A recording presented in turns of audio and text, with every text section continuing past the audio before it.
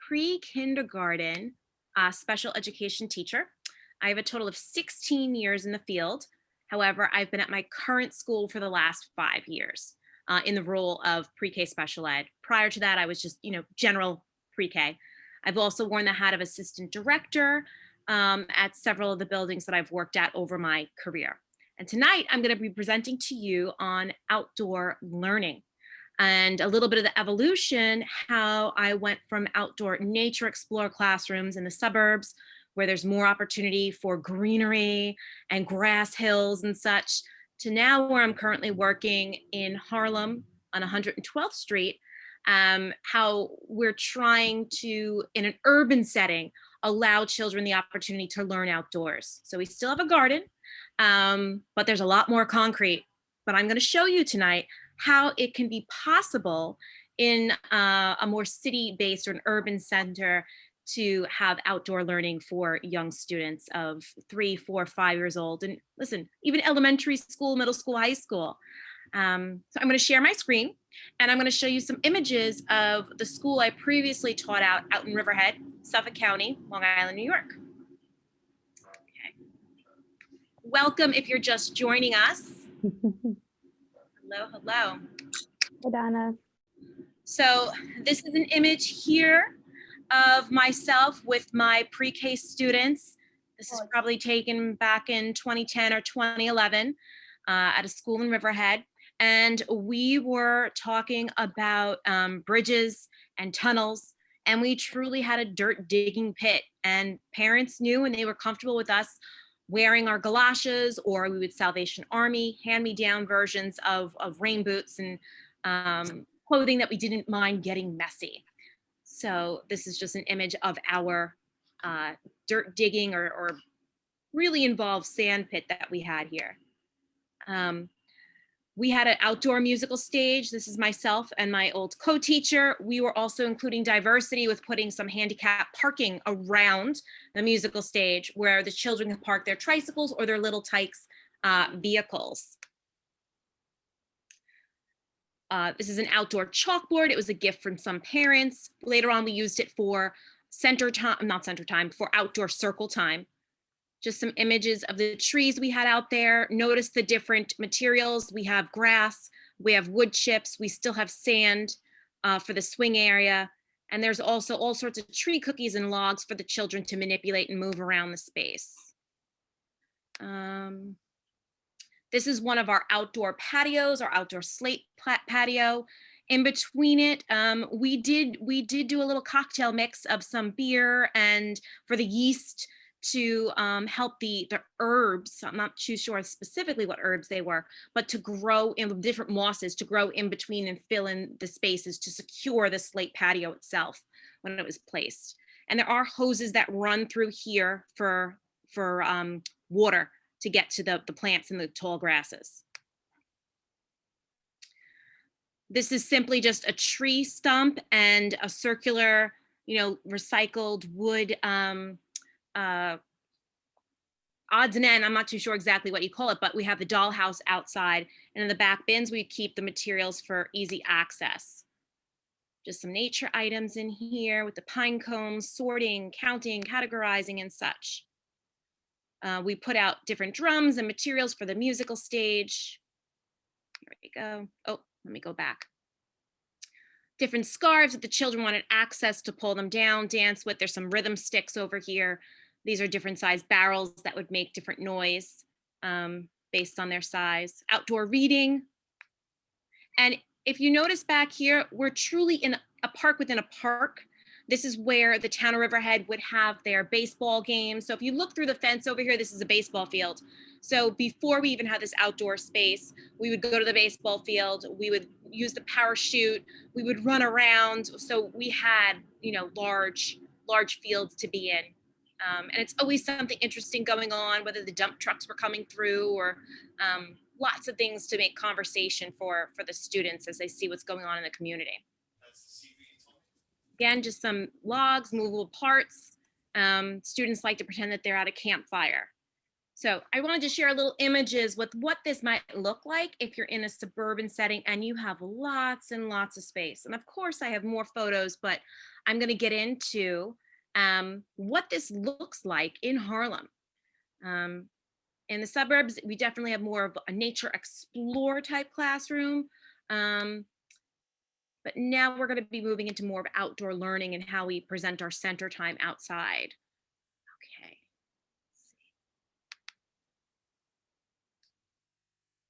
Okay. And we're still seeing, are we seeing on the screen pre-kindergarten outdoor classroom learning? Just a thumbs up. Mhm. Okay, wonderful. Thank you so much. Okay, so this here is a little presentation of what outdoor learning looks like, getting those kids outside. It helps in our context now of 2021 with COVID and social distancing, and it allows us to say yes. Oftentimes there's a lot of no's when there's rules and restrictions, but getting outdoors, it really lended us to say yes and having more open-ended play experiences.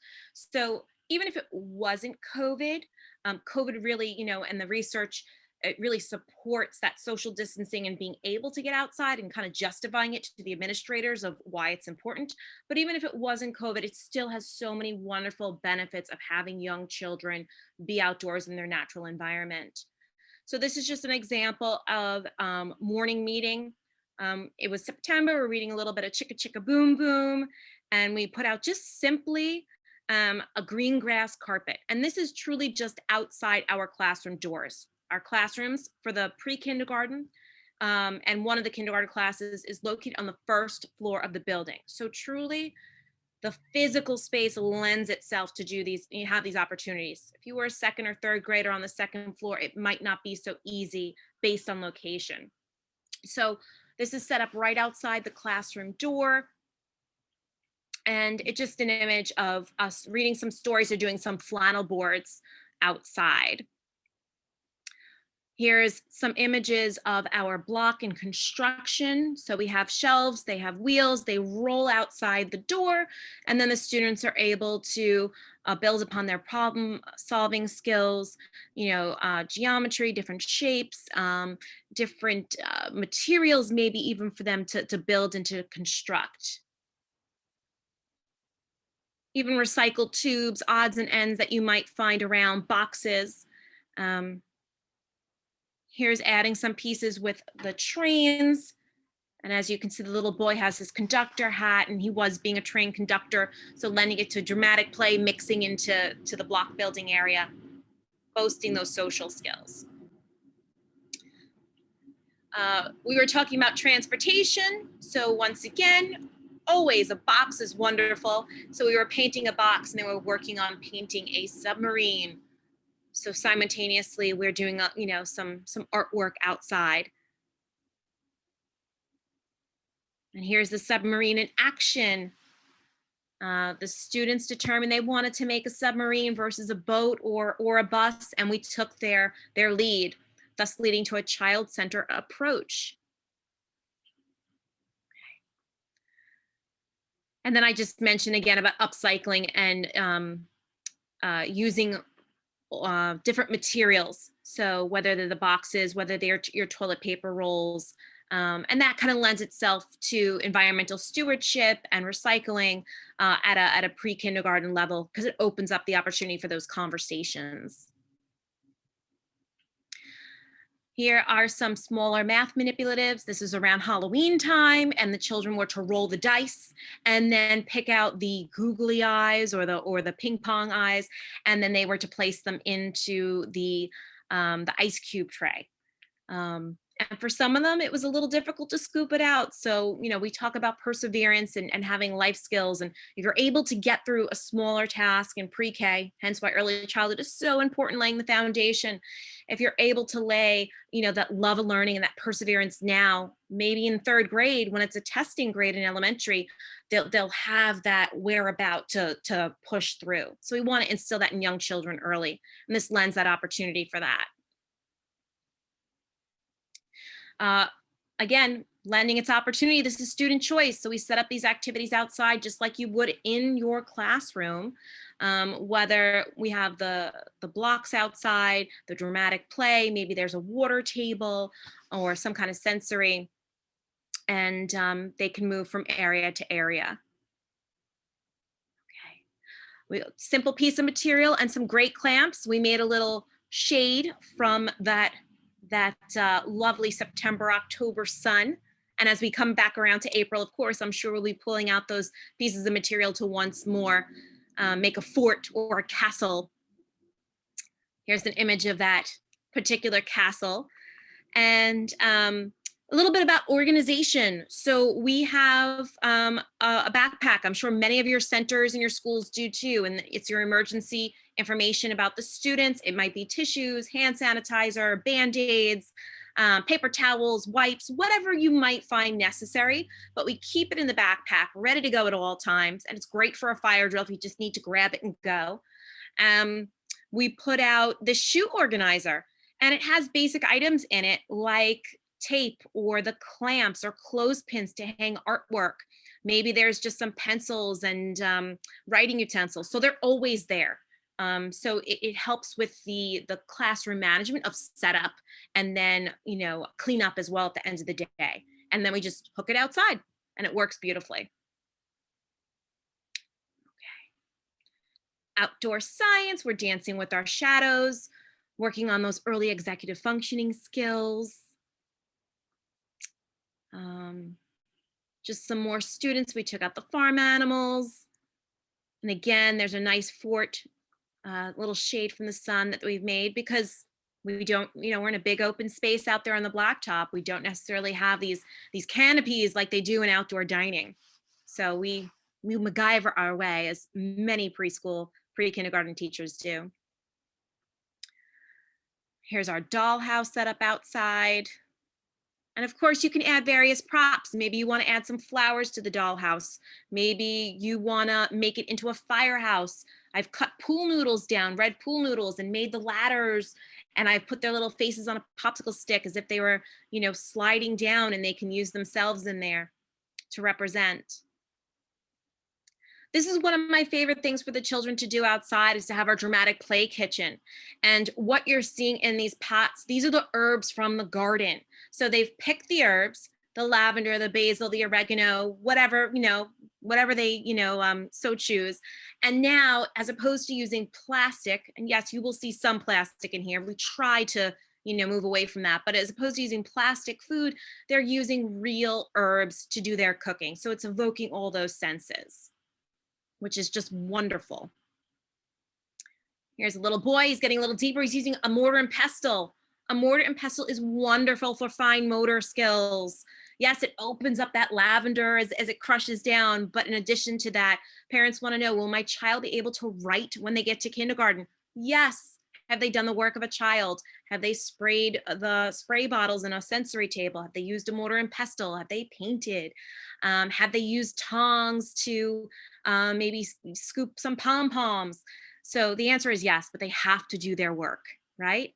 And the work of a child is to play and explore. Here's another one of the kitchen.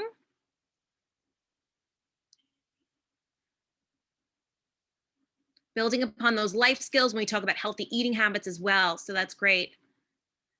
Just some outdoor lunch. Sometimes the kids said to us, Miss Teresa, can we eat outside?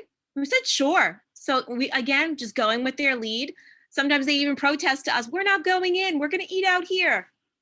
And we were able to tell them yes. Again, it helps with social distancing, so why not? We're going to go with it. We're going to go with it. Here are some ramps. We're talking about some physics and incline planes.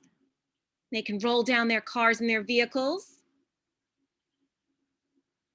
Little girl, she's picking some tomatoes in the garden. They were green, end of the season, late October. We're also talking about respect for small creatures, spiders, birds. We don't want to step on the spider. Someone's baby. That mommy spider is going to be missing. So starting with empathy at a very young age. Some more of the garden, some bok choy and collard greens right in here. Our sensory garden, once I talked about before, the basil, the oregano, the lavender, that's in here for the children at their leisure to, rub the oils or smell it or pick it, what have you. They're doing a little planting in here. And then also bringing the nature inside the classroom. So we brought our herbs inside. We did a little nature scavenger hunt. Here's more of the dried flowers. If someone gets flowers, I say, don't throw them out. Donate them to the classroom. And then we dry them and they have access to use the mortar and pestle inside. We did a little weight and circumference investigation with the pumpkins and gourds as well. And then we come to the winter. And this was just wonderful. I mean, here we are, we're in New York City, and we have parent support. And how fortunate are we? We were able to blow bubbles in the winter. We were able to dance with our scarves in the winter. We were able to paint the snow. We were in a light unit, so we used some translucent shapes, and we did some patterning and some decorating. And we really, really enjoyed that particular season. Investigation of ice, that healthy risk. I know it's small, but this is a photo of the students on their bellies and they are sliding on the ice, and those are lunch trays. And we talk about safety and we see what the comfort level of the student, and we lean into what they are willing to try. So with a little imagination and innovation, outdoor classroom learning is possible in an urban setting. And to end my presentation, I do have a 1-minute video so you could truly see this here in action. So I'm going to play that for you, and then I will be happy to take some questions. Okay.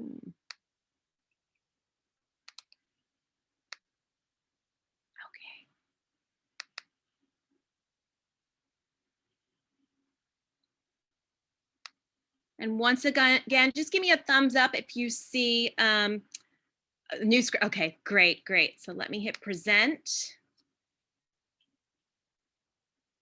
Please enjoy. I'm gonna wiggle my legs. I'm gonna clench my heels. I'm gonna stomp my feet. Because I have energy. This is me. This is me. This is me and my energy. This is me. This is me. This is me and my energy. Coming up.